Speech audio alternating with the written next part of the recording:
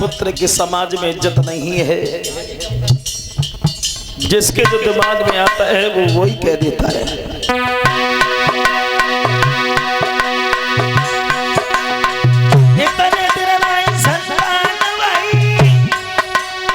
दुनिया सब हंसी उड़ाती है, महाराज निवल कहलाते हो, दुखिया बांझ कहाती है।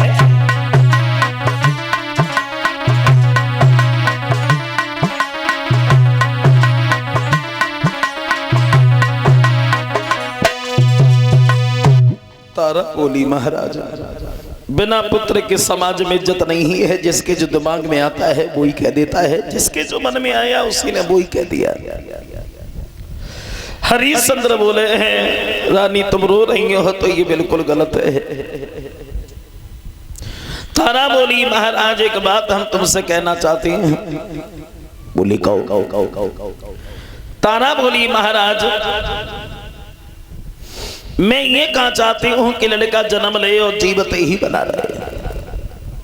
भले वो जन्म ले और मर जाए तो हमें कोई दुख नहीं है, कम से कम ये बांझपन का कलंक तो मिट जाएगा। मतलब तो तारा बोली महाराज मेरी बात सुनो।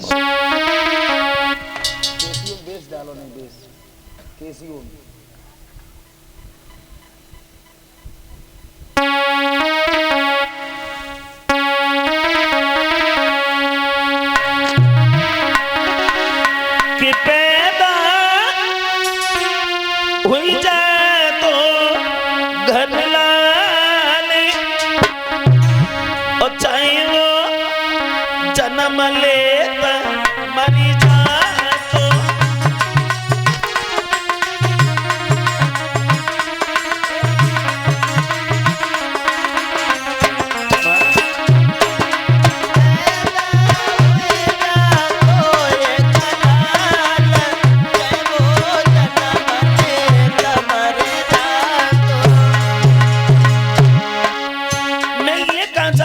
लड़का जन्म ले और जीवित ही बना रहे।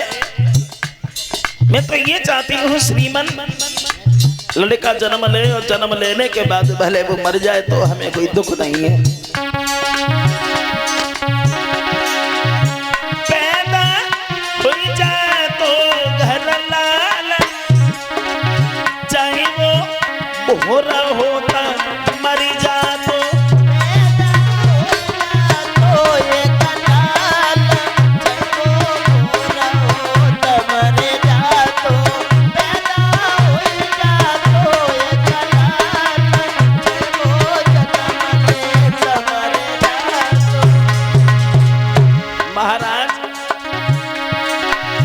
जन्म ले मरी जा तो जे कलंक तो मिटी जा तो, जन्म ले मरी जा तो जे कलंक तो मिटी जा तो। मेरो जीवन है बेहाल, चाहे वो मोर होता मरी जा तो।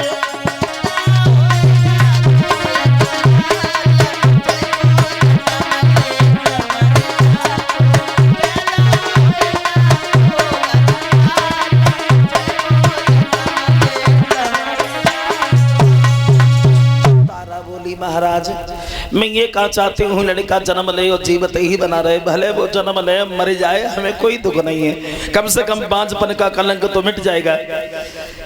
हरिश्चंद्र बार बार अपनी पत्नी को समझाते हैं और समझाने के बाद घर से बाहर निकले आए। और जब घर से बाहर निकले आए तो बाहर आकर के हरिश्चंद्र नेक नहीं बहुत रोई। जहां हरिश्चंद्र रो रहे हैं तो अकस्मात वरुण देव पहुंच गए। बोले क्यों हरिश्चंद्र? अरे तुम रो रहे हो? भैया जब एक राजा ही रो रहा है तो प्रजा के आंसू कौन पहुंचेगा? क्यों रोए? हरिश्चंद्र बोले महाराज घर पर पत्नी रो रही है इसलिए हमारे आंसू निकले आए। वरुण बोले क्यों, पत्नी क्यों रो रही है? हरिश्चंद्र बोले महाराज एक बात मेरी सुनो। है रानी की इच्छा घर में लौआए गौ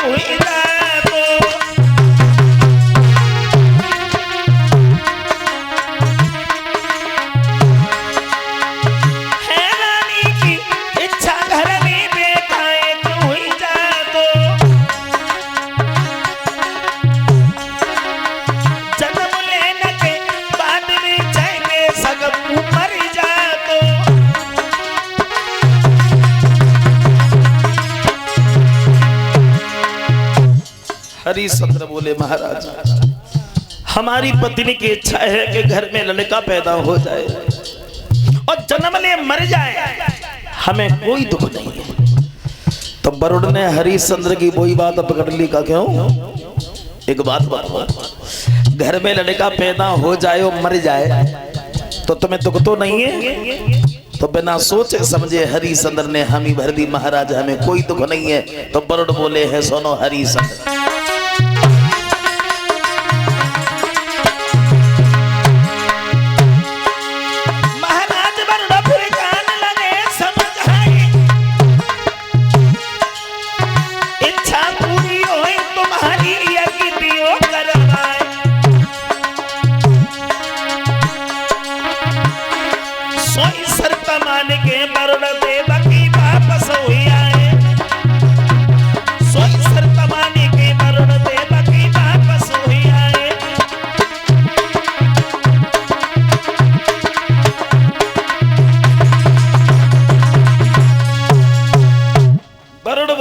हरिश्चंद्र तुम्हारी इच्छा ये पूरी होगी, लेकिन एक बात का ध्यान रखना, लड़का पैदा हो और हम यज्ञ करेंगे, उस यज्ञ में तुम अपने बच्चे को चढ़ा देना। अगर ये तुम्हें शर्त मंजूर है तो बताओ।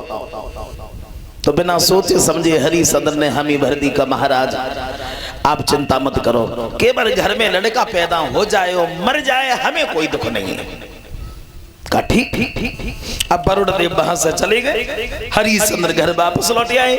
धीरे धीरे समय जब व्यतीत हुआ और जब समय व्यतीत हुआ है तो रानी तारा के गर्भ से एक बालक ने जन्म लिया। वरुण की कही हुई बात सामने नजर आ गई।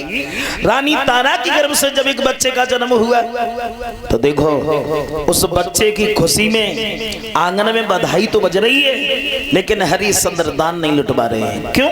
क्योंकि हरिश्चंद्र पहले जानते नहीं थे कि दान होता क्या है, सिर्फ ऐसी ही बधाई बज रही है, दान कोई नहीं लुटवा रहा है। ये वहां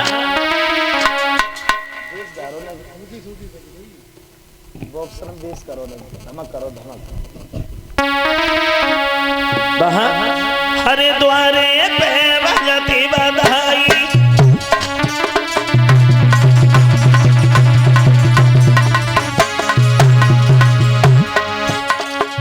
रौहे राजा खुशी मनाई।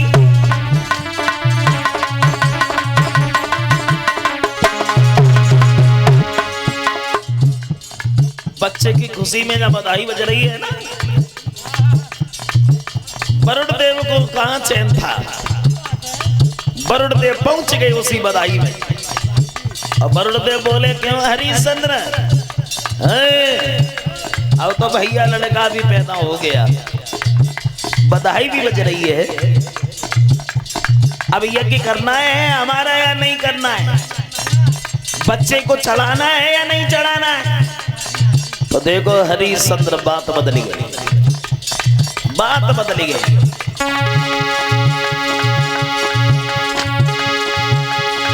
गए वरुण बहयाई की कही कनाई और हरिश्चंद्र को ले गए पूरी बुलाई।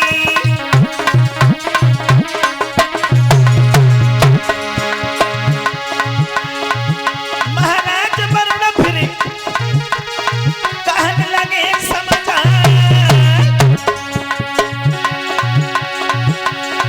इच्छा पूरी भाई तुम्हारी यज्ञ देव करवाए।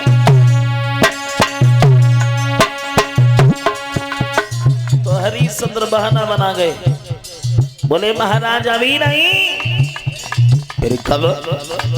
तो हरिश्चंद्र बोले केवल 15 दिन रुक जाओ, यज्ञ हम करें तुम्हारो है, केवल 15 दिन सद जाओ, यज्ञ हम करें तुम्हारो है।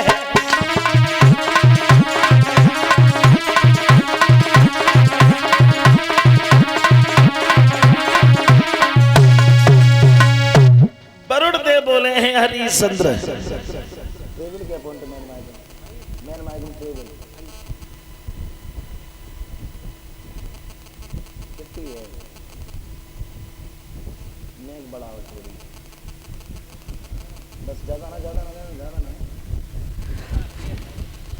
वरुणदेव बोले हैं हरिश्चंद्र यह कि करना है या नहीं करना है। अब तो लड़का भी पैदा हो गया, खुशियां मनाई जा रही हैं। हरिश्चंद्र दोनों हाथ जोड़े का महाराज माफी चाहूंगा, अभी बधाई बज रही है। और अगर हमने बच्चे को यज्ञ में चढ़ा दिया भाई इसकी माँ को बहुत कष्ट होगा। तुम 15 दिन के बाद आना तब हम तुम्हारा यज्ञ करेंगे, ठीक है ना। तुम जा। वरुण देव लौट गए और जब वरुण देव लौट गए धीरे धीरे जब 15 दिन व्यतीत हो गए तो वरुण देव फिर पहुंच गए। और जब वरुण देव फिर पहुंच गए और जब वरुण देव पहुंचे हैं